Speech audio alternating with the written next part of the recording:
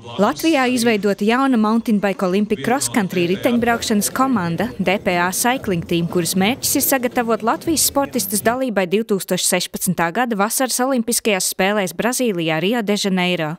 Velo komandas DPA Cycling Team projekts līdzdalībai olimpiādē tiks dēvēts par Go Rio.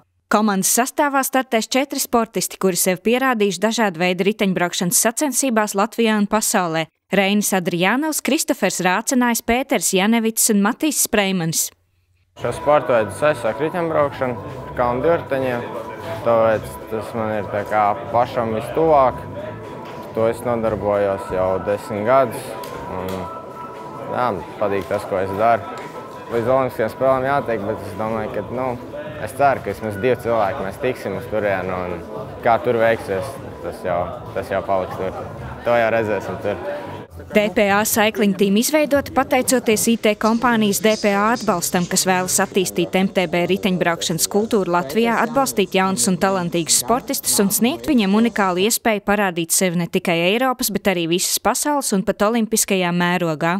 Mēs labprāt šos labākos Latvijas braucējus sameklējām, atradām, uzrunājām un sakomplektējām no viņiem šo komandu ar cerību, ka ejot cauri smagam treniņu procesam varētu sasniegt šo 2016. gada Rio de Janeiro olimpiskās spēles.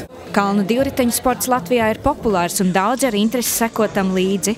Projekts Go Rio paredz 2 gadu laikā īstenot sportistu sagatavošanās posmu, dalību visās nepieciešamajās kvalifikācijas sacensībās, kā arī dalību olimpiādē. Mērķis ambiciozs, vēlēšanās ļoti liela, atbalstītāji ļoti nopietni, puiši ir. Kā viņiem ies, to parādīs laiks, kā ticība ir, bet pozitīvs tas, ka ir ļoti populārs kalnu divriteņu sports Latvijā. Un līdz šim nav bijis tāda mērķiecīga iespēja tieši nodarboties ļoti augstā līmenī nav bijusi. Komandas menedžera lomu uzņēmies Ivo Irbe, kurš pats bijis profesionāls sportists un guvis neatsveramu pieredzi darbā ar Latvijas MTB komandām. Velo komandas debijas sezona sāksies jau šī gada februārī, kad tā pārstāvēs Latviju augstākā ranga sacensībās Kiprā. Galvenais, pie kā strādāt, lai mūsu komanda gūtu panākums, ir konkrēti izpildīt treneru uzstādīto plānu, respektīvi realizēt treniņu procesu, savā veidā nodrošināt visu nepieciešamo, lai tas treniņu process varētu sekmīgi tikt izpildīts.